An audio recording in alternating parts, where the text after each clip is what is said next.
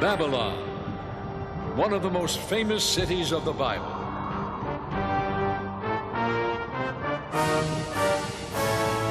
Babylon, an empire that dominated the ancient world as a center of trade, military power, culture, and religion.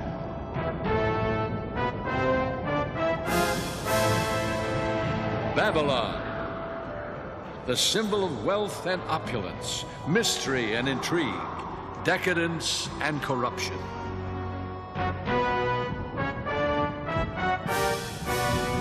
Babylon, the imperial city of Hammurabi and of Nebuchadnezzar, its greatest king. But at its peak, Babylon fell suddenly, in a single night, by the decree of God Himself.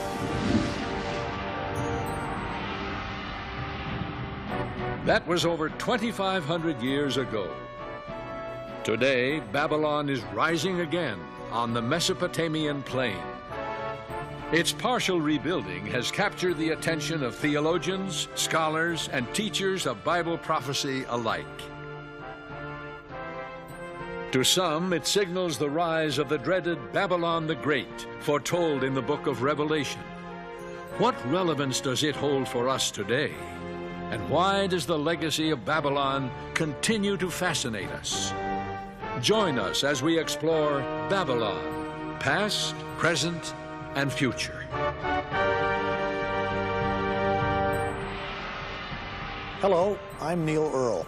For years, as a minister and as a historian, I have been fascinated with the ancient Near East, especially as it relates to the Bible.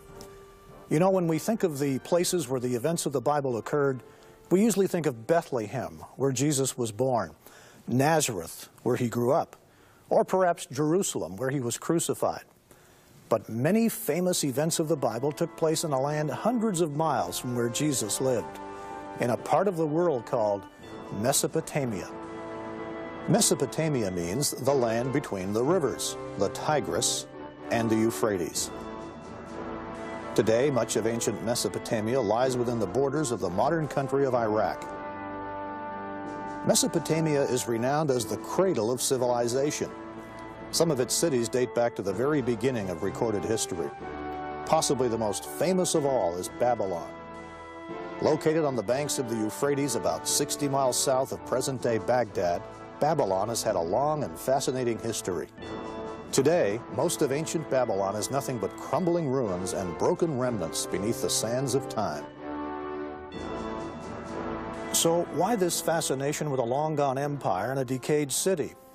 Well, there's a story here, an intriguing story, and it's told through the hundreds of historical and religious texts that have been uncovered by archaeology. This information, put together with the Bible, makes the story of ancient Babylon an important one for us today. Because in the Bible, Babylon is more than merely a place on the map. Babylon symbolizes an idea, a philosophy, a way of thinking opposed to God. That ideology, based on human reason, human pride and arrogance, often expressed as self-indulgent materialism, is still with us today. That attitude caused God to intervene in the affairs of ancient Babylon. As we'll see, the Bible writers chronicled and preserved the story of ancient Babylon to give us insight into our world today and far into the future. But before we consider what lies ahead, let's examine what history can reveal to us. For history holds the key to our future. Our story begins long before there was a city named Babylon.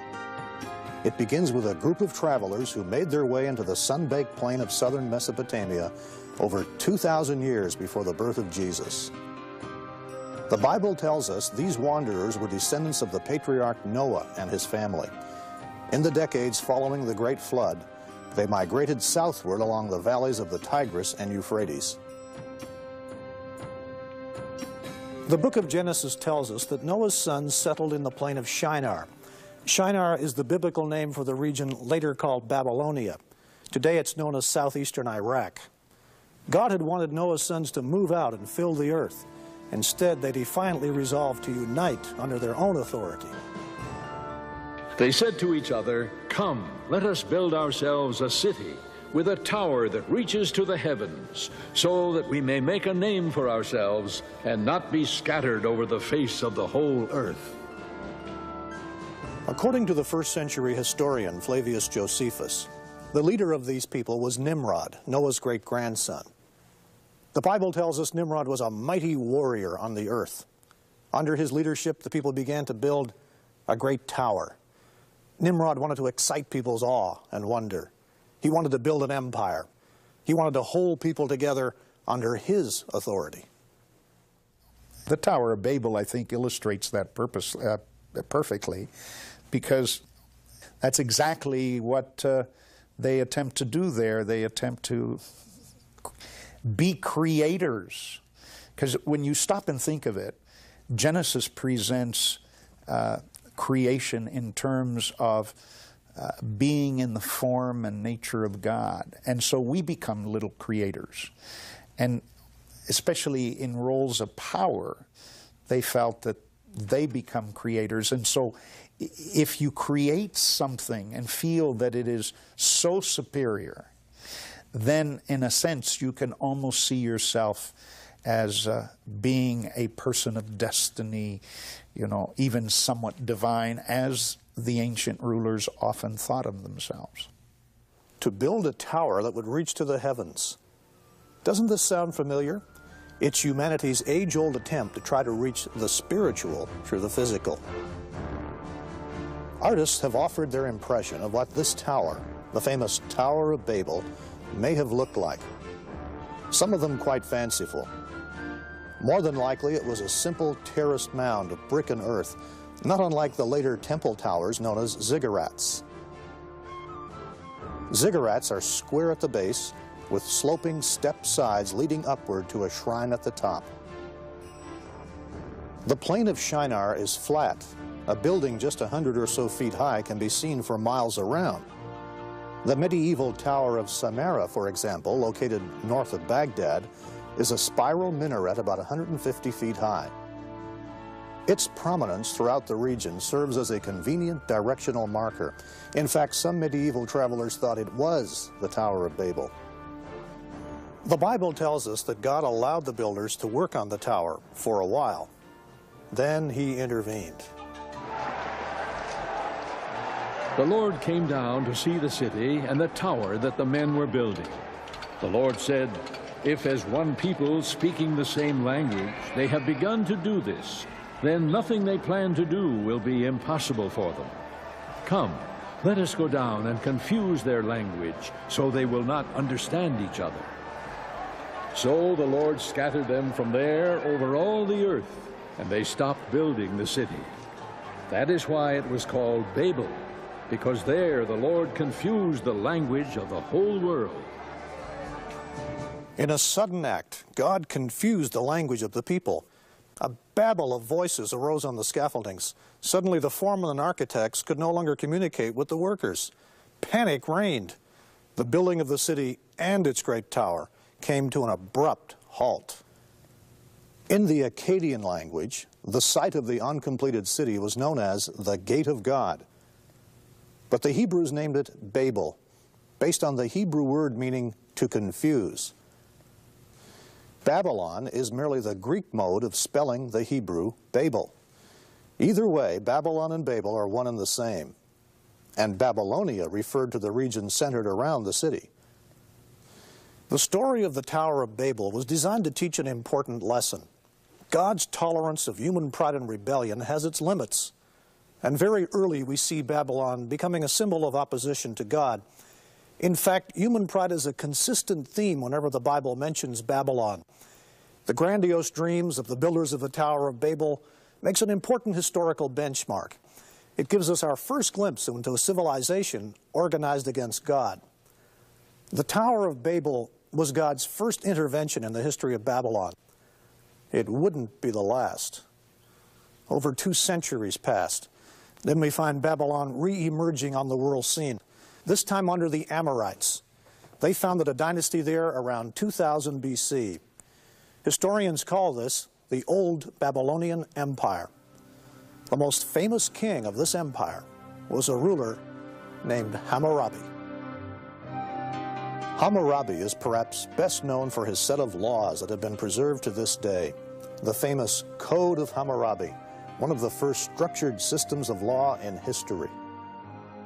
The laws are inscribed on a polished black diorite stela, or pillar, over 7 feet high. It's topped by a bas-relief showing Hammurabi standing before the sun god Shamash, god of justice. The stela carries more than 4,000 lines of cuneiform script in the Akkadian language, containing nearly 300 legal provisions. They cover business, crime, family disputes, agricultural interest, and other matters. Though the code invoked some harsh punishments, it did bring law and order to a land where crime and disorder had long held sway. Punishment was swift and certain. Under Hammurabi, Babylon achieved military supremacy in Mesopotamia. He built an empire of unequal power. It stretched from the Persian Gulf to the upper reaches of the Tigris River. Babylon became a leading literary and cultural center, the intellectual capital of Mesopotamia. Babylonian civilization was highly advanced. Mathematical and astronomical texts reveal, for example, that the ancient Babylonians developed the 60-minute hour and the 360-degree circle. Hammurabi extended Babylonian rule not only by conquest, but also by trade. Babylon stood at the crossroads of world commerce and communication. Caravans brought rare and exotic products from far and wide. Cloves, indigenous to the Moluccas or Spice Islands of faraway Indonesia, were among the many luxuries imported. The enticements of trade and commerce, blended with religion, as we'll see, have always been key to the success and dominance of the Babylonian system. Babylon, with its original name meaning Gate of God, was a prominent religious center, and it boasted some of the most striking temples of the ancient world. Like most ancient peoples, Babylonians worshipped many gods. Their religion centered around idolatry. They feared the forces of nature. In the barren deserts of Mesopotamia, the margin between survival and prosperity was a very thin one indeed. Too little or too much rain could wipe out a whole year's food supply. The Babylonians worshipped scores of different deities, looking to them for mercy and protection, conducting intricate and sometimes chilling rituals. The gods needed appeasing. In ancient times, whoever controlled the religion controlled the people. It was no wonder then that the Babylonians believed their king reigned as the earthly representative of the gods. They were among the first to fuse religion and politics into a totalitarian mindset. That mindset is carried on throughout history. Idolatry permeated every facet of ancient Near Eastern life. And the problem with this was that the ordinary person was almost completely cut off from the knowledge of the true God, the God of the Bible. This, we will see, is also the Babylonian pattern. Hammurabi's laws enabled the king to maintain strict control. After all, Babylon was built on slave labor, and that state required complete subordination of the individual to its power and its gods. The ancient monarchs were totalitarian. While they ruled, they had almost absolute authority because they were the legislature, the judicial, and the executive branch all tied up in one. Practically, historically, every king has, in a sense, set themselves up as little gods. There are very few rulers who recognize God in terms of a power greater than they are. Oh, they may use the language, but they see themselves as above the law, as the key interpreters of the law. So I always say there are just very few rulers that you could say did not see themselves as little gods. Hammurabi forged one of the greatest empires of the ancient Near East. He laid the basis of a civilization that would endure for more than 1,000 years after his death. But it was a civilization based on power, prestige, the pursuit of wealth, and with little knowledge of the Creator God. Even Hammurabi's dynasty could not last forever. After a reign of more than 40 years, barbaric tribesmen from the mountains in the east moved in to raid and weaken Babylonia. A long, drawn-out time of trouble began. Around 1600 years before Christ, Babylon was sacked and burned by another people mentioned in the Bible, the Hittites. The Hittites carried off Babylonian wealth and prisoners to far-off Anatolia, our modern Turkey. Later, the Assyrians, well known to readers of the Old Testament, conquered Babylon. Centuries of political chaos would prevail before Babylon would rise again as an independent city. The first great age of Babylon had ended. Ancient Assyria was one of Babylon's powerful rivals. This massive human-headed winged bull is striking testimony to the power of Assyria. The Assyrian Empire was a huge military machine, widely regarded as one of the most brutal and oppressive kingdoms in history. In 689 BC, Assyria's hammer blows inflicted the worst humiliation yet upon Babylon. In an attempt to throttle a Babylonian resurgence, the Assyrian hordes under King Sennacherib pillaged and burnt Babylon. They threw its rubble into the Euphrates. The Assyrians flooded the city. Its very foundations were destroyed. Sennacherib boasted, "I made its destruction more complete than that by a flood, that in days to come the site of the city and its temples and gods might not be remembered. I completely blotted it out with floods of water and made it like a meadow." Sennacherib left Babylon thinking he had dealt the death blow. He was painfully mistaken. Babylon does not go down easily. She would rise again to claim her revenge. And that's precisely what happened. The site of Babylon was eventually occupied and rebuilt by the Chaldeans. It was the Chaldeans who finally humbled proud Assyria. It was in the year 612 BC when the Chaldeans stormed the walls of Nineveh, Assyria's capital city. Nineveh fell. It was utterly destroyed. Today, the ruins of Nineveh attest to the near-total destruction of that ancient city. So complete was Nineveh's disappearance that it wasn't rediscovered until just 150 years ago. Assyria's power was broken, but under the Chaldeans, Babylon was back with a vengeance. And here is a major clue to biblical history and prophecy. Babylon, this great city, this great symbolic nemesis of God, emerges repeatedly from the abyss of destruction. She reappears again and again on the stage of history, powerfully influencing the course of civilization. The Assyrian collapse left a vacuum which both Egypt and Babylon sought to fill. 1,000 years after the golden age of Hammurabi, Babylon at last had a chance to regain the prominence and prestige that had once been hers. It was the summer of 605 BC. Well-armed Babylonian forces struck a sudden and decisive blow against the Egyptians. Their forces met at Carchemish in northern Syria. The battle cost Egypt its control of the Middle East. Now, almost a millennium after Hammurabi, Babylon once again held undisputed power in the ancient Near East. Yes, Babylon was back. But could a resurgent, rebuilt Babylon avert the fate that had already overtaken Nimrod's city and Hammurabi's empire? Time would tell. Babylon, past, present, and future.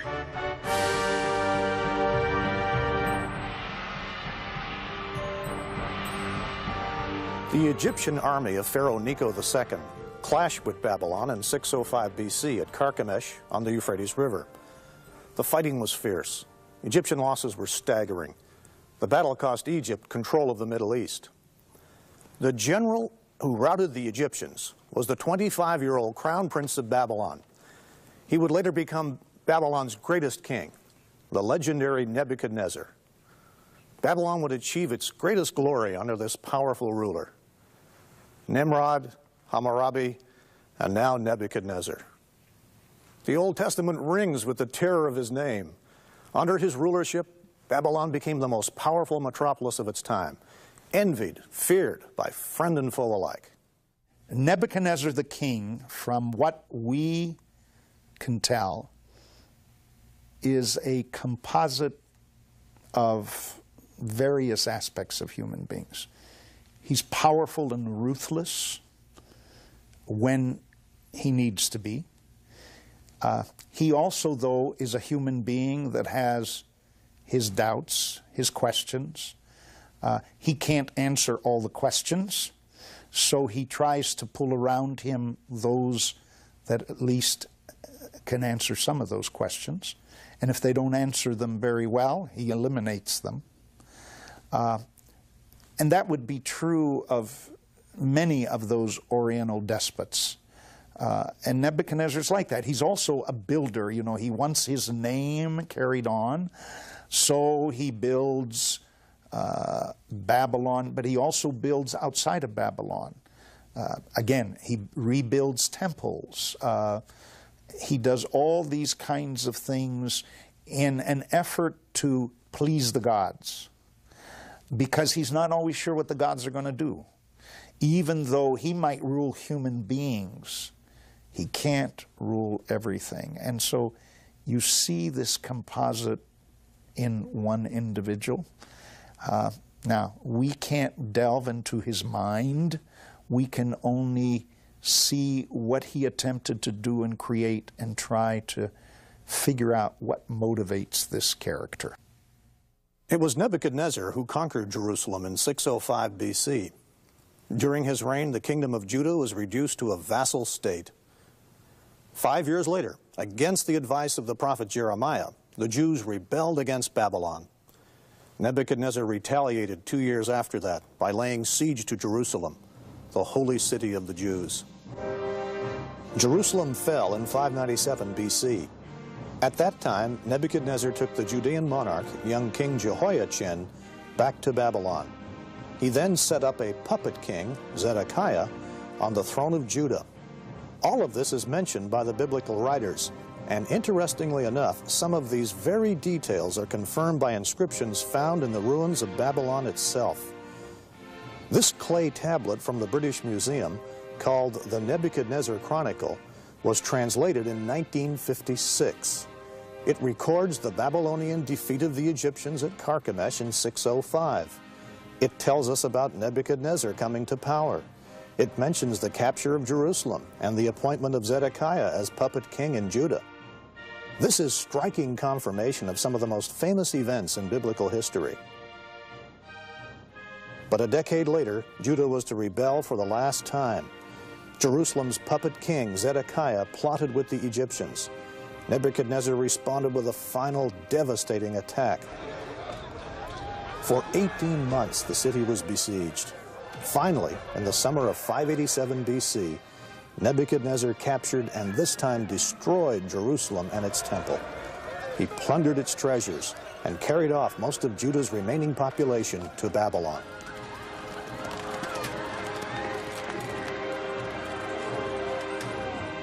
The kingdom of Judah ceased to exist. The Jews became a people of exile. A poignant record of all of this is found in Psalm 137. This beautiful song expresses the extreme sadness of the Jewish captives, crying out for their homeland. By the rivers of Babylon, we sat down and wept when we remembered Zion.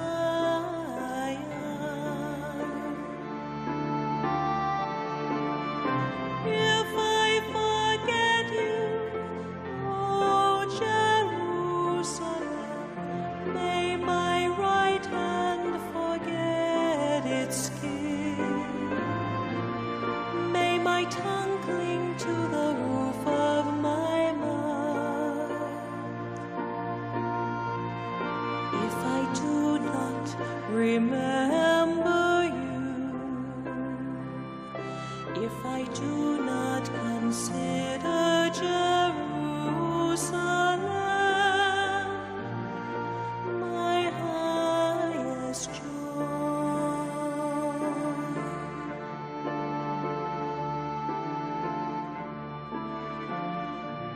Babylon was at the height of her glory when the Jewish exiles came streaming in.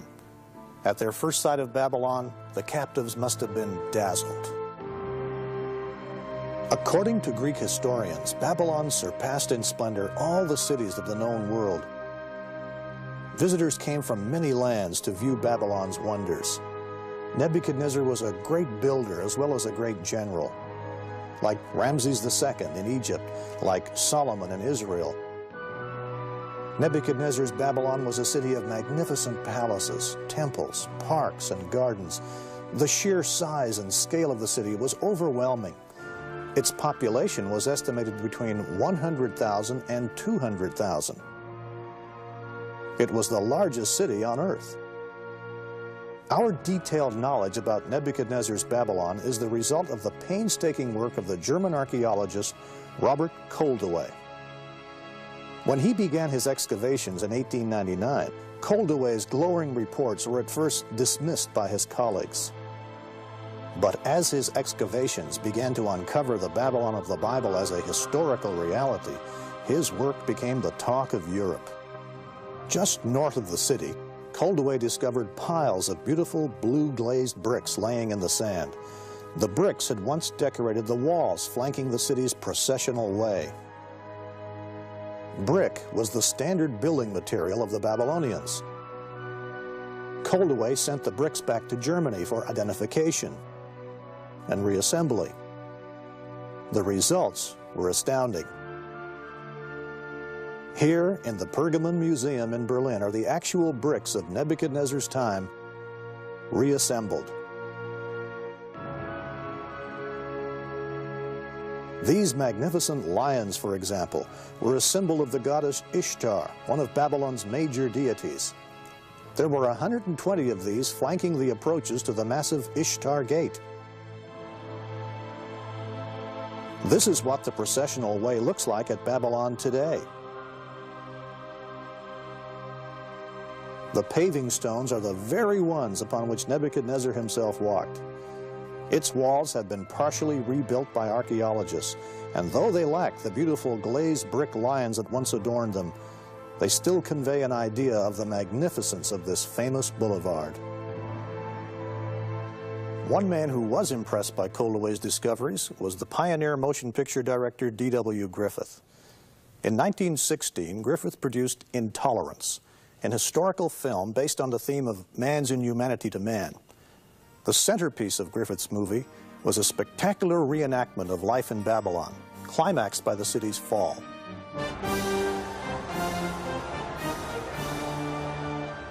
In the film, Griffith magically brought to the silver screen the magnificence and grandeur of Nebuchadnezzar's Babylon, a city that had been buried for some 25 centuries. When we use the phrase pagan splendor, it could have been coined for ancient Babylon. Griffith showed a Babylon of great architectural wonders. A Babylon teeming with life and vitality, its streets crowded with merchants, fortune tellers, strolling musicians, moneylenders, soldiers, prostitutes, government officials, bankers, and slaves. Griffith offered the public its first glimpse of the power and magnificence of Babylon in its heyday, and Babylon's incredible greed and sensuality. Nebuchadnezzar's Babylon would dwarf even many of our modern cities in size and splendor. Let's try to grasp its immense scale. Babylon was roughly square in shape. Divided in half by the Euphrates River, the city was built with precision. Its broad, straight streets crossed one another at right angles, like most cities today. Babylon was enclosed by a double defensive wall circled by a moat. It was the most solidly protected city in the ancient world. According to one ancient source, Babylon's walls were over 300 feet high and 85 feet thick. There was enough space on top to enable a 4-horse chariot to turn completely around. The Babylonians felt that their walls were impossible to scale or breach. Defensive towers were positioned at regular intervals. But Babylon's walls were only the beginning of its wonders. The processional way was the main north-south avenue of the city.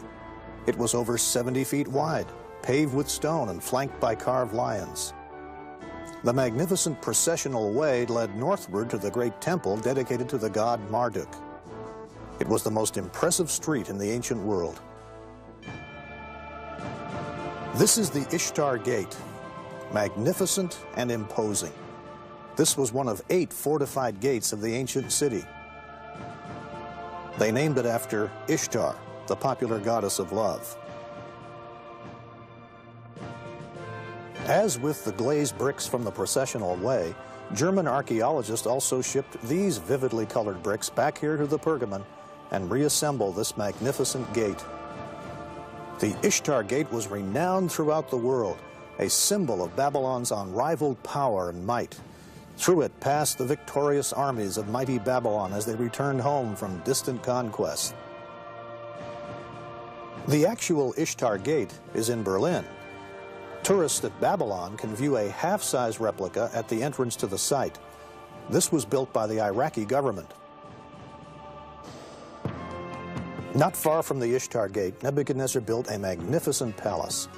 This palace contained 5 great courtyards surrounded by many apartments and suites. Nebuchadnezzar's throne room lay directly to the south of the central courtyard. Proud Nebuchadnezzar called his palace the marvel of mankind, the center of the land, the shining residence, the dwelling of majesty. This modern reconstruction gives us some idea of what the palace looked like in Nebuchadnezzar's day.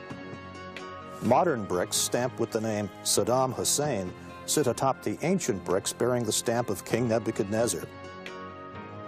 The new bricks substitute for the broken and pilfered bricks that once formed the upper courses of the ancient palace. With a little imagination, you can step back in time and enter the palace. Travel through the main entrance, cross the eastern courtyard into a second court, and then on into the large central courtyard. This central courtyard, under reconstruction, is an open area measuring 200 feet by 180 feet. Here, 25 centuries ago, walked visiting dignitaries, foreign ambassadors, court officials, slaves, and exiles. Just to the south of the central courtyard is Nebuchadnezzar's grand throne room. Let's have a look inside. The throne room measures 170 feet by 56 feet. It compares in size with the famous Hall of Mirrors at Versailles in France. Upon this dais, partly recessed into the wall, stood the throne of Nebuchadnezzar himself. In Berlin's Pergamon Museum is a reconstruction of a glazed brick frieze from the walls of the throne room. It gives us a taste of the magnificence of the architecture and decorations of the royal palace in its heyday. What a place this must have been. The effect must have been overwhelming. And that was precisely the point. Nebuchadnezzar's public works were designed to imprint the glory of Babylon and its gods on everyone's mind. Just to the west of the palace along the Euphrates River lay the famous Hanging Gardens of Babylon, one of the 7 wonders of the ancient world. It's said that Nebuchadnezzar built the hanging, actually terraced gardens to please a favorite wife.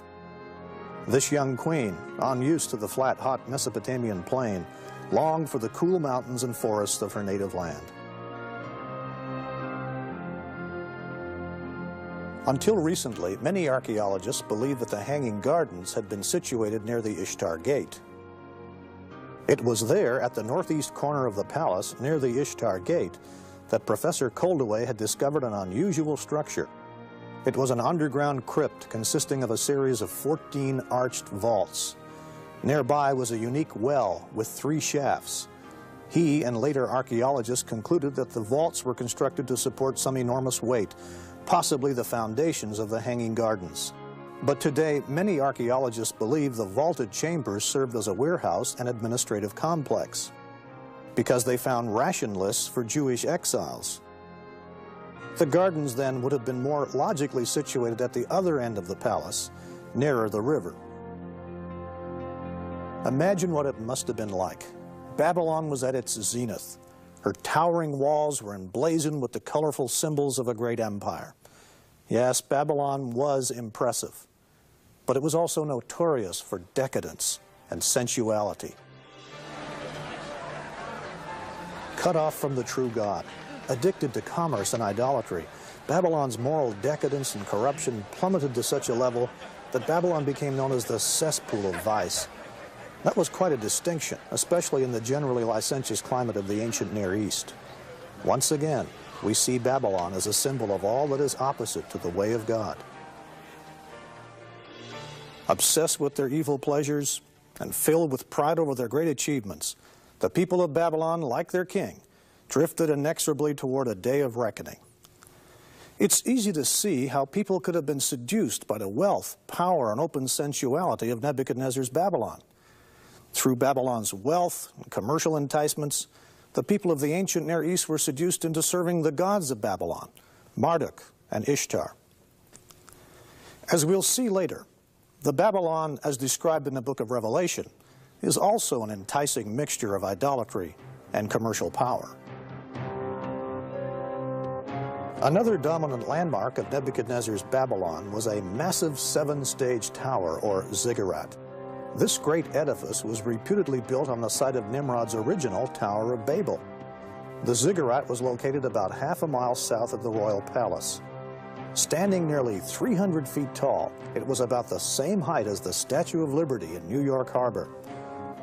The Babylonians call it Atemen Anki, the house that is the foundation of heaven and earth.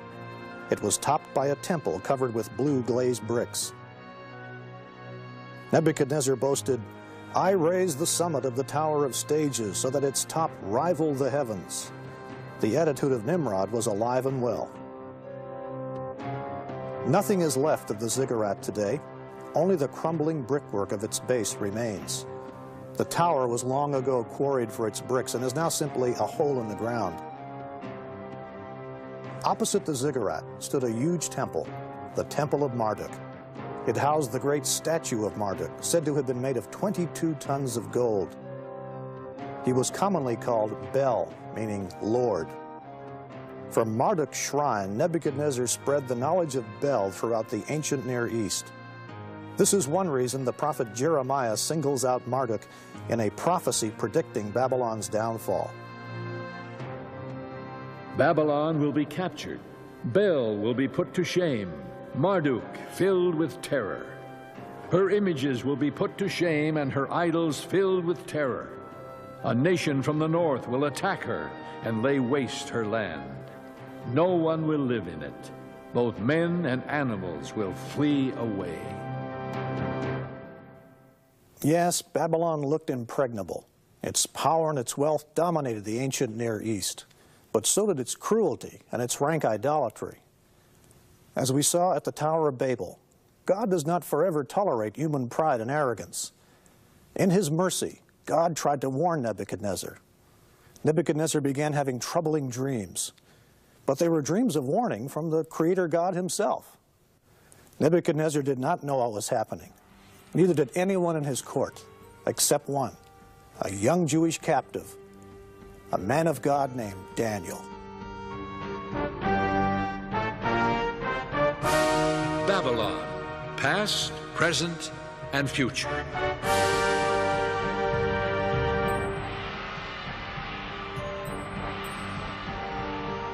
Nebuchadnezzar had built the greatest empire of the ancient Near East. As a general, he was unsurpassed. He was also a very shrewd ruler. When the king's armies had carried Daniel and other prominent citizens of Jerusalem back to Babylon, Daniel was placed in Nebuchadnezzar's own court.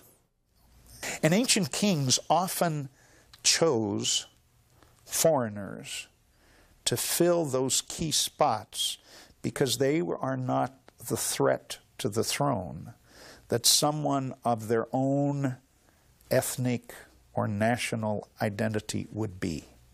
So you use a foreigner, like a Jew, because you use his ability, but at the same time, you're not threatened by that individual. Among this select group were Daniel and his three companions, Shadrach, Meshach, and Abednego. Although they were captives, they remained completely loyal to the true God, the God of Israel. Their experiences of standing up to materialism and idolatry are among the best-known stories of the Bible. When Daniel's three friends refused to worship a golden statue which Nebuchadnezzar had set up, the enraged king committed them to the famous fiery furnace. Then Nebuchadnezzar was furious with Shadrach, Meshach, and Abednego, and his attitude toward them changed. He ordered the furnace heated 7 times hotter than usual, and commanded some of the strongest soldiers in his army to tie up Shadrach, Meshach, and Abednego and throw them into the blazing furnace. So these men, wearing their robes, trousers, turbans, and other clothes, were bound and thrown into the blazing furnace.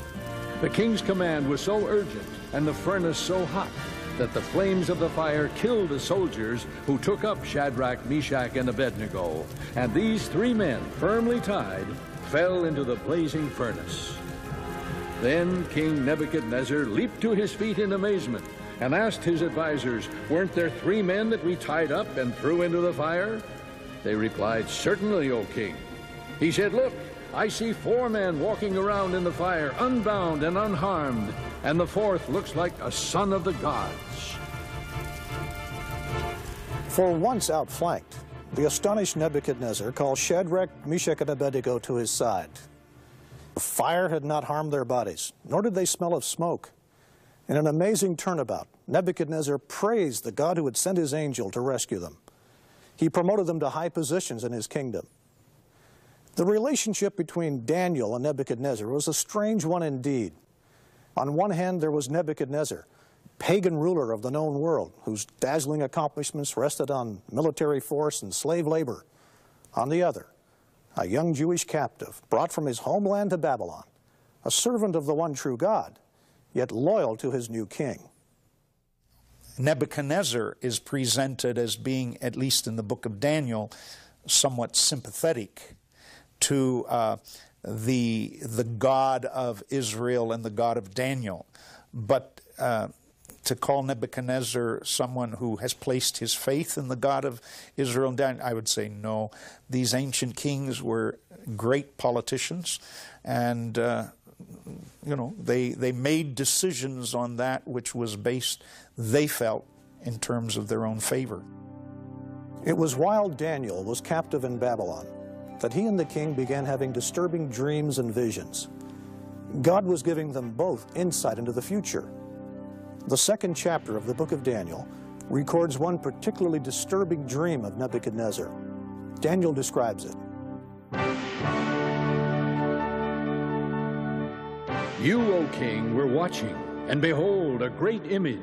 This great image, whose splendor was excellent, stood before you, and its form was awesome. This image's head was of fine gold, its chest and arms of silver, its belly and thighs of bronze, its legs of iron, its feet partly of iron and partly of clay. You watched while a stone was cut out without hands, which struck the image on its feet of iron and clay and broke them in pieces.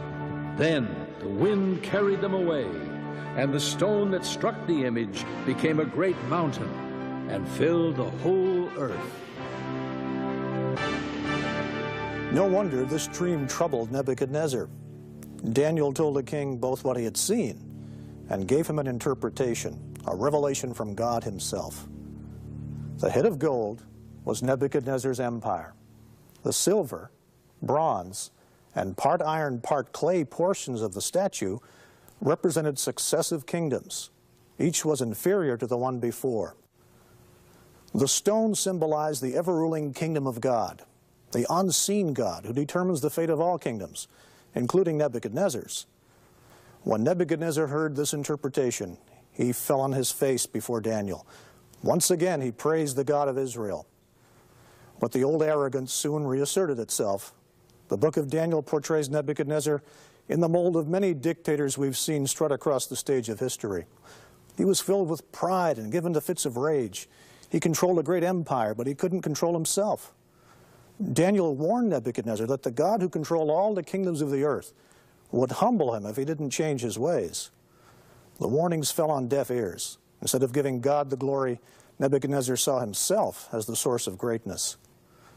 The book of Daniel describes how God humbled this proud king, and how God taught him there was a kingdom far more powerful than Babylon, a spiritual kingdom, the kingdom of God.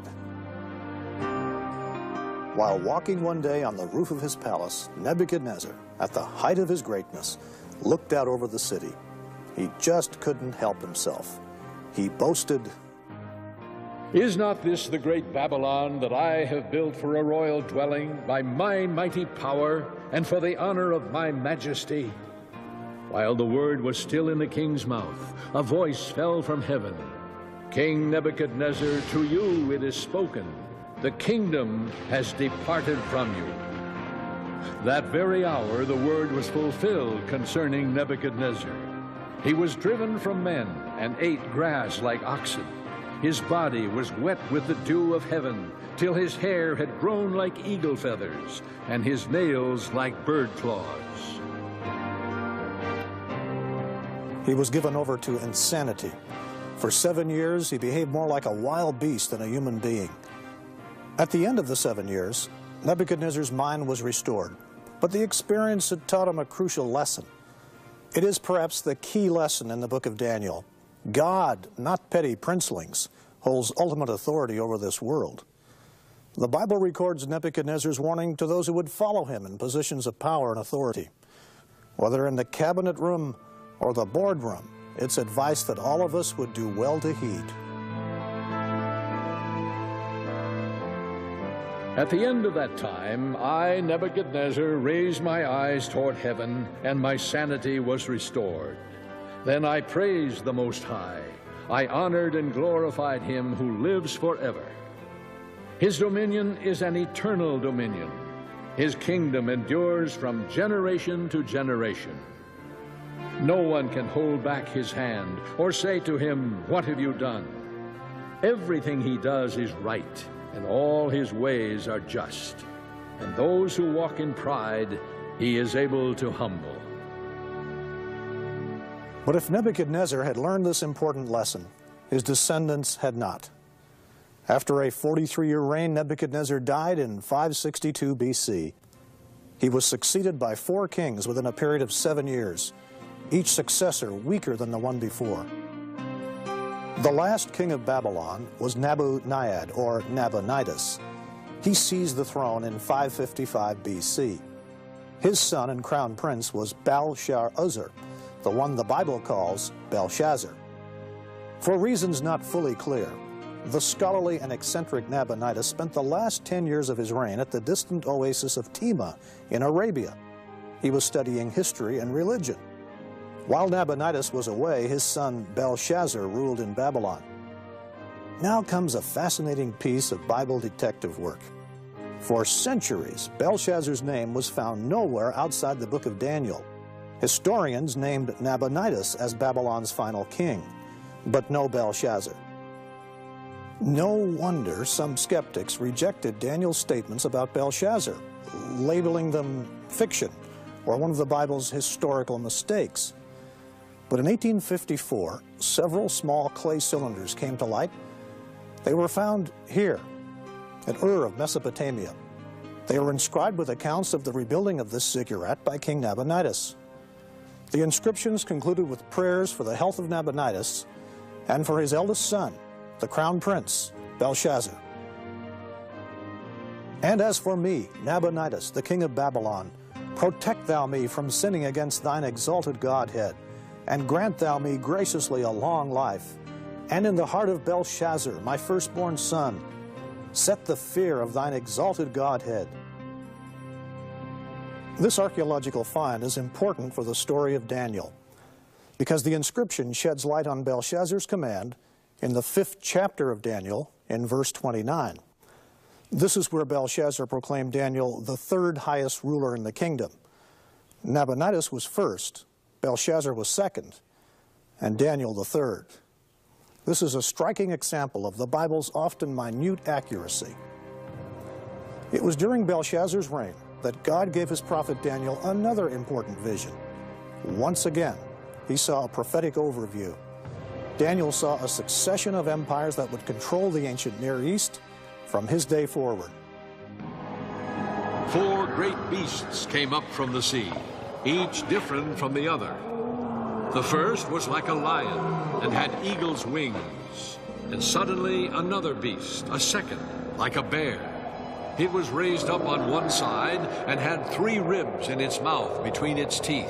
After this I looked, and there was another like a leopard, which had on its back 4 wings of a bird. The beast also had 4 heads. After this I saw in the night visions, and behold, a 4th beast, dreadful and terrible, exceedingly strong. It had huge iron teeth. It was different from all the beasts that were before it, and it had 10 horns. To those of us living at the end of the 20th century, depictions of strange-looking beasts seem curious and bizarre. But to ancient people, composite beast-like creatures were far more familiar. This raises an important point in understanding prophecy. Some Bible interpreters make the mistake of trying to explain biblical symbolism without reference to a book's historical background. Elaborate speculations soon follow. To avoid this trap, it is vital to determine the meaning of a book or a text in its original setting. The key question is, what did this mean to the people who first heard it? This is a sound principle of good Bible study. For the people of Daniel's time, composite animals had meaning. Living and working in Babylon, Daniel saw these depictions every day. Let's take the famous Dragon of Marduk, for example. It was a favorite decoration piece in the city, used by artists to ornament the Ishtar Gate. It's a hybrid or composite beast. It has the front legs of a cat. The hind legs have claws like a bird of prey. Its head has the double horns of the Arabian horned viper, and its tail ends in a scorpion sting. These strange mystical beasts had important religious significance for the ancient Babylonians. So when Daniel recorded the strange animals of his vision in chapter 7, he realized the vision was going to be significant for Babylon. An angel explained to Daniel that the 4 beasts were 4 empires that would dominate the ancient Near East. The winged lion symbolized Babylon itself. Interestingly, the Lion of Babylon is found to this day on the ancient site of the city. In 1176 AD, local villagers in Iraq discovered this monumental basalt lion. It confirms the lion was the symbol of the goddess Ishtar and of Babylon itself. The lion stands over a fallen enemy, trampled beneath its paws.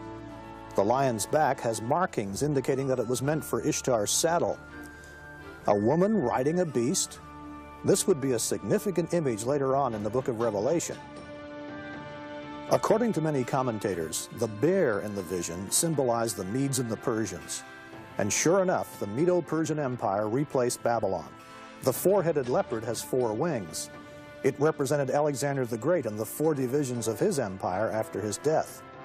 The 4th beast has been identified by many Bible commentators as corresponding to the Roman Empire. The book of Daniel paints a vivid picture of the transition from Babylon, the Lion Kingdom, to the Bear Kingdom. It's one of the most famous scenes of the Bible. It was October 539 BC. Apparently during the New Year's festival, Belshazzar planned a great feast. The king had invited 1,000 of the leading men of his empire for the celebrations. Little did they realize what was going to happen. What made this great banquet so unusual was that it took place while the Persians were besieging Babylon. Yet Belshazzar's faith rested in the mighty walls of the city. That fatal overconfidence would be his undoing. It was during the banquet, in a great show of arrogance in the face of God, that Belshazzar ordered wine to be served. He then toasted the gods of Babylon. He did this with the very golden cups his grandfather Nebuchadnezzar had plundered from the temple in Jerusalem. Suddenly, a strange, terrifying event occurred, probably right here in the throne room of Belshazzar. A mysterious, disembodied hand appeared out of nowhere. It began to write great blazing letters on the king's wall. In the same hour, the fingers of a man's hand appeared and wrote opposite the lampstand on the plaster of the wall of the king's palace. And the king saw the part of the hand that wrote. Then the king's countenance changed, and his thoughts troubled him.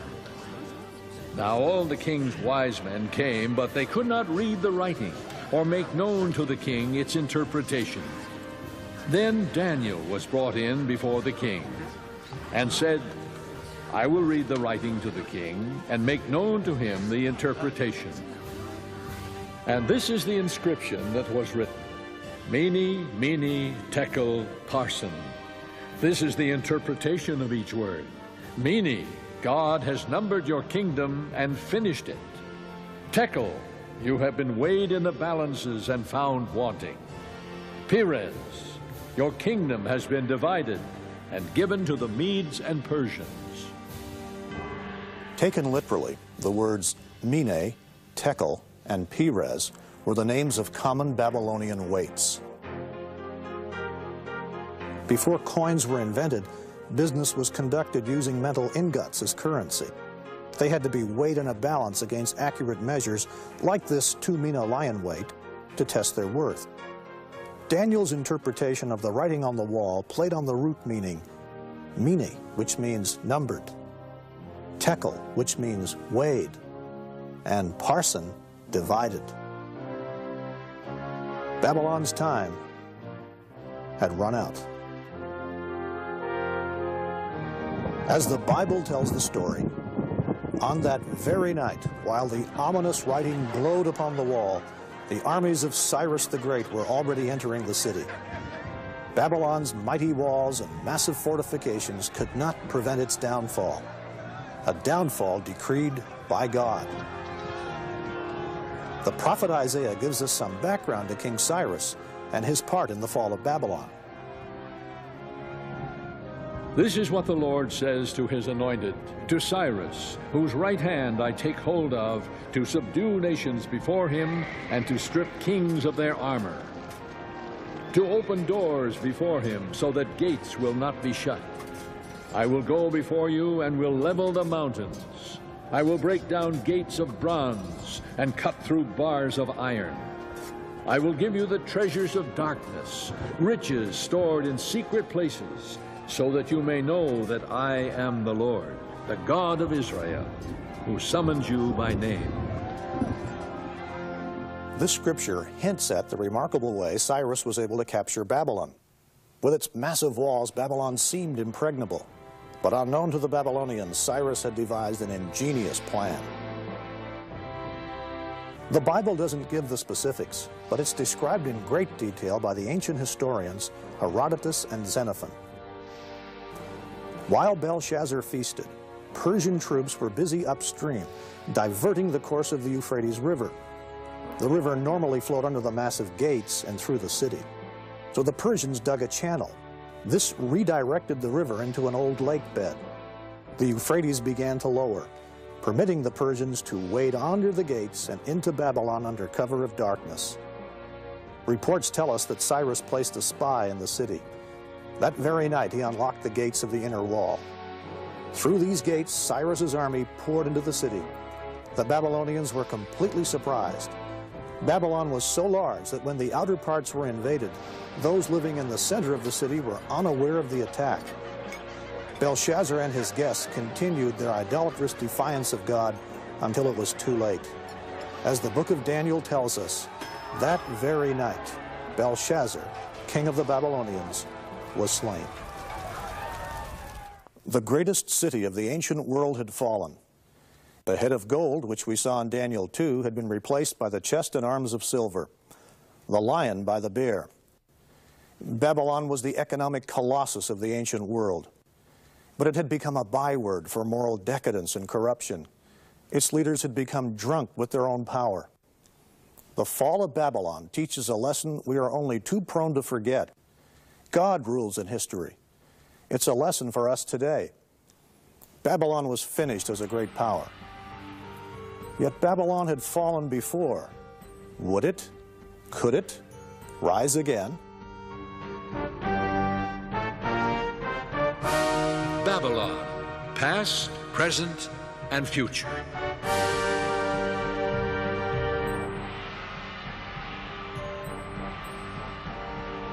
We have traced the rise and fall of Babylon from Nimrod to Belshazzar. Belshazzar was the last king of Babylon, but the city itself continued under the Persians. Then, a little over 200 years later, Alexander the Great, on his quest to conquer the world, defeated the Persians and captured Babylon. Alexander was bewitched by the idea of Babylon, the thought that the whole world could be unified under one civilization, one city, one man. But Alexander's dreams of world unity died with him in Babylon in 323 BC, in the very throne room of Nebuchadnezzar. In the years that followed, the city began its slow deterioration. By the time of Jesus, Babylon's palaces and temples had crumbled. Shifting sands had buried the parks and waterways. Even the Euphrates River had shifted course. A Roman emperor visited Babylon some 85 years after the death of Jesus and found nothing but mounds and stones and ruins. Today, the superpower of the ancient world lies desolate and forsaken. Its palaces, temples, parks and gardens, its broad streets and boulevards are dust and rubble. Cracked bricks bearing the name of Nebuchadnezzar are strewn by the thousands across the site. Only a small section of the once great city has been restored as an archaeological park, and even that only in part. Most of the vast metropolis remains a desolate wasteland, no longer the thriving city of its glory days. It lies unoccupied, abandoned, and forsaken. Babylon, the jewel of kingdoms, the glory of the Babylonians' pride, will be overthrown by God like Sodom and Gomorrah. She will never be inhabited or lived in through all generations. The handwriting on the wall had marked the end of Babylon as a thriving city, but it was not the end of Babylon as an idea. Even Alexander the Great was seduced by its legacy. And when we get to the New Testament, we find that Babylon becomes more than merely a geographical location. Babylon symbolizes an ideology, an attitude, the epitome of a civilization organized in opposition to God.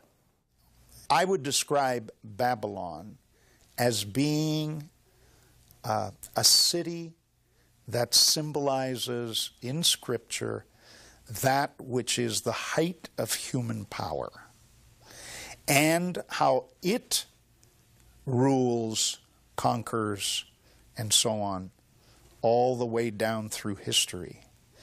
But ultimately, how its rulers were corrupt, and it kind of gets what it deserves in the course of human history because those who ruled it thought of themselves as little gods. Here's the point. In all ages, the people of God have lived in the midst of a spiritual Babylon, a godless world. In such a world in pursuit of the physical, the material, the profit motive, little thought has been given to the spiritual realm, to the kingdom of God. This is, as we've seen, the Babylonian pattern. And in that sense, Babylon is with us now. When the New Testament wants to picture evil and defiance of God reaching ultimate fulfillment, it uses a phrase we can now well relate to, Babylon the Great. That phrase is found in the last book of the Bible, the mysterious Apocalypse, or Book of Revelation. The Book of Revelation is written around a remarkable vision from God, given to a man named John. His vision is often considered one of the most difficult parts of the Bible to understand. It's filled with strange images, sights, and sounds. And one of the most well-known are the mysterious four horsemen. We generally call the Book of Revelation an example of apocalyptic literature. And by that we mean there is a kind of literature in the first century. It also exists prior to and after the first century, but it's common in the first century, which has certain features, and many of these can be found in the Book of Revelation. Some of them include visions. In other words, someone will have a vision and record what was seen, and the vision can either be a vision of what is going on in heaven or a vision of the future, or sometimes both. Sometimes there are journeys to heaven in this kind of literature. Someone is transported to heaven to see this. It's not simply a vision on earth, but there's actually a journey made.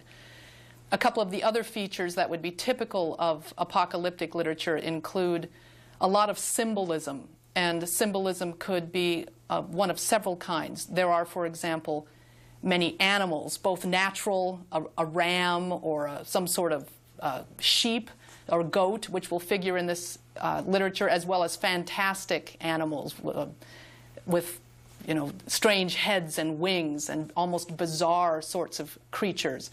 Colors are very important in the book of Revelation. There are white robes, there is red blood, there is gold, so that you get the sense of quite a visual. There's a very dramatic sense, but the colors are symbolic. Numbers are also important in apocalyptic literature. So symbolism is an important feature of apocalyptic literature. It's really difficult to understand the book of Revelation if you do not have some kind of background in the various Old Testament books, because of the symbolism there is drawn right out of the Old Testament books. And the context, of course, in the book of Revelation from the time of the writer is future, for the most part. Some of it is historical, but some of it is future. And he uses the symbolism, very much so, to talk about the future of time and the future of people and what's going to happen. Apocalyptic writers looked forward to the time when God would decisively intervene in history. John, in the book of Revelation, was living in a time of persecution. Christians were being killed by the Roman state. The majority view is that Babylon the Great is a symbol, a name for the Roman Empire, and that if you think of this book as written sometime in the 1st century, almost anywhere Christians were living, they were living in a reality dominated by Rome, ruled by Rome, controlled by Rome, and therefore it's very natural that the world power would be symbolized with a symbol that comes from Israel's own past, namely Babylon the Great. In the Old Testament, Babylon is an actual country that carries off the people of Israel into captivity. And I think the author of the book of Revelation then reapplies that symbol as a warning to Christians to say that Rome today can offer the same kind of threat, maybe not a physical captivity, but can indeed be a real danger to the people of God. So there is a sort of recurring or timeless nature to that symbol. The attitude of Babylon the Great is timeless and pervasive. It's an attitude of opposition to God and to the teachings of Jesus Christ. The attitude is insidious because wealth and prosperity look so good on the outside. This is why the references to Babylon the Great in chapters 17 and 18 of the book of Revelation have such meaning for us today. I saw a woman sitting on a scarlet beast that was covered with blasphemous names and had 7 heads and 10 horns. The woman was dressed in purple and scarlet and was glittering with gold, precious stones, and pearls. This title was written on her forehead: Mystery, Babylon the Great, the mother of prostitutes and of the abominations of the earth. Then the angel said to me, the woman you saw is the great city that rules over the kings of the earth. Here we have all the vivid imagery of apocalyptic writing. It's a future time. There's the woman, the beast, the vibrant colors and the symbolism of a harlot. The Bible has a lot to say about harlotry. God uses it to show how individuals and nations can be seduced from allegiance to Him. In the Old Testament, harlotry is usually an imagery for idolatry. That is to say, the people commit harlotry. God's people commits harlotry when it is unfaithful to God, when it pursues idol worship. And now the church is faced with the same kind of threat, to abandon its true worship of God for other sorts of idols. Well, a harlot is an image of a seductress, someone who, as I said, is enticing them, alluring them to follow this way and to give up their loyalties to what they know to be the true God. The Bible uses the symbol of harlotry in a couple of different ways. Harlotry is worshiping false gods. But as New Testament scholar George Eldon Ladd explains, harlotry also means the prostitution of everything for commercial gain. The metaphor of harlotry is also used by the prophets of the heathen nations. Tyre is a city who will play the harlot with all the kingdoms of the world upon the face of the earth. The idea here is not one of spiritual faithlessness, but of the prostitution of everything to commercial gain. Nineveh is also described as a harlot because of the way she enticed weaker nations by her display of power and splendor, only to scorn and enslave them. Ladd says of Revelation chapter 17, "Here the harlot is Babylon, the symbol of human civilization with all its pomp and circumstance organized in opposition to God, the city which has dominion over the kings of the earth." We've traced Babylon's appeal through the scriptures and through history, from the Tower of Babel to Nebuchadnezzar's city, and now to the book of Revelation, where Babylon the Great has reached immense power. I think John is trying to paint Babylon as alluring and enticing. And one of the ways you would do that is to show how wealthy and prosperous and satisfying this reality is. And it can lull Christians into a false sense of security. So he's warning them by showing the seductiveness of this particular vision of the world. In the book of Revelation, then, Babylon the Great becomes the code word for a monstrous anti-Christian world system, an economic colossus dedicated to accumulating power and wealth through world trade. This is Babylon's fatal attraction, commercial gain at any cost. For all the nations have drunk the maddening wine of her adulteries. The kings of the earth committed adultery with her, and the merchants of the earth grew rich from her excessive luxuries. Across the centuries, many have attempted to identify Babylon with specific nations, empires, or even churches. Every year, it seems, new candidates are nominated for the role of the symbolic figures in the book of Revelation. Babylon, the beast, the false prophet. But all interpretations have one thing in common. They've all been wrong.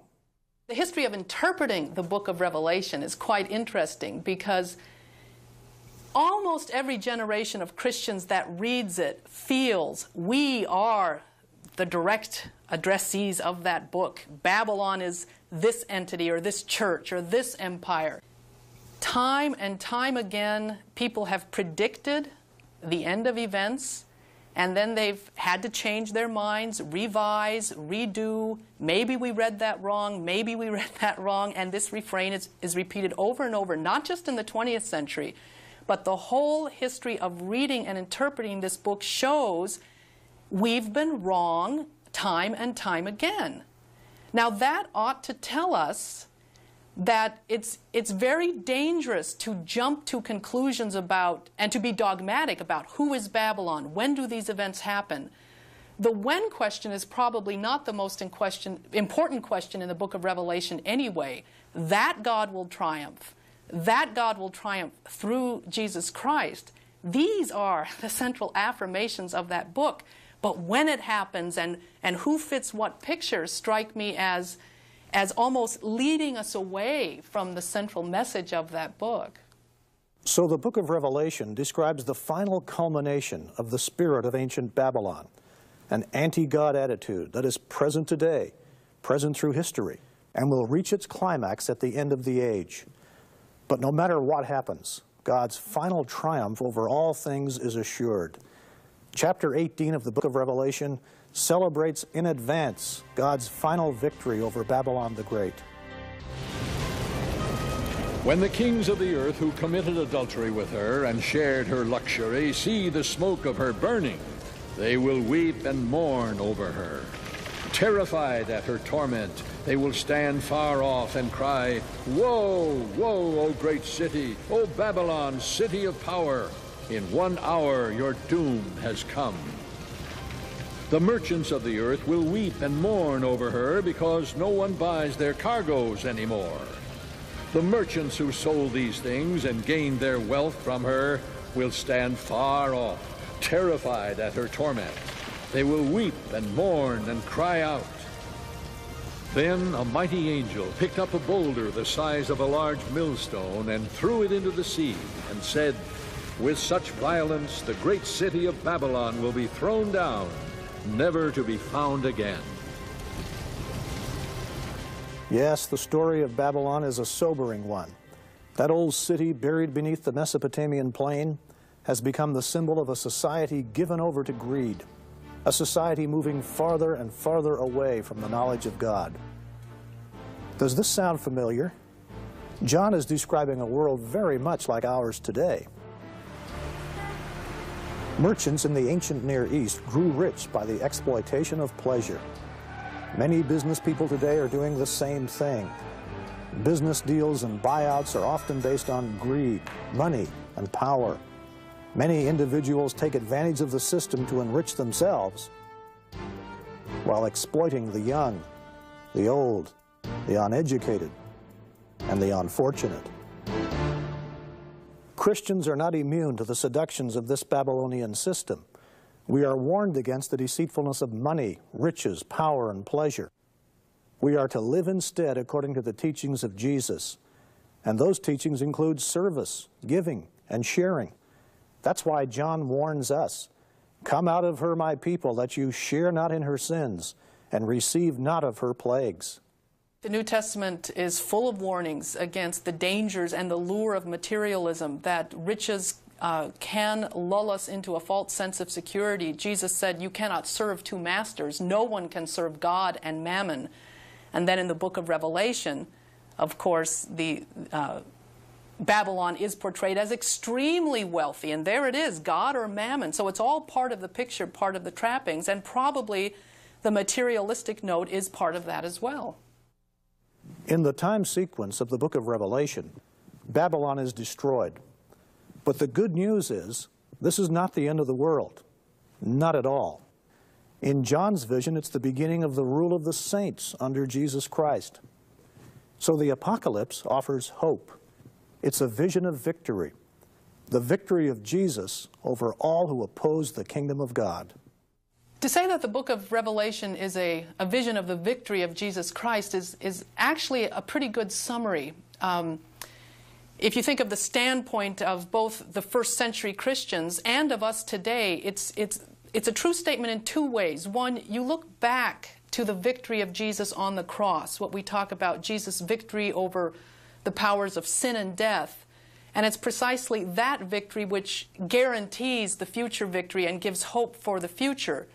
So, yes, a final victory of Christ is a good way to summarize that book, but you have to always remember that's already guaranteed and begun in what God has done in Christ on the cross. Our story has taken us from Nimrod to Nebuchadnezzar to now, and on into the future. We have seen the legacy of Babylon. It's been a familiar pattern we've seen woven across history. And the attitude of Babylon is with us today. So we are challenged. What kingdom will we serve? The kingdom of God or Babylon? God or Mammon? Babylon the Great represents the epitome of human power apart from God. But the kingdom of God is far more powerful. Our calling is to serve that kingdom and its king, Jesus Christ. Ultimately, his is the only kingdom that will endure. The power and the glory are Christ's alone. That is the lesson that even Babylon the Great will be forced to learn.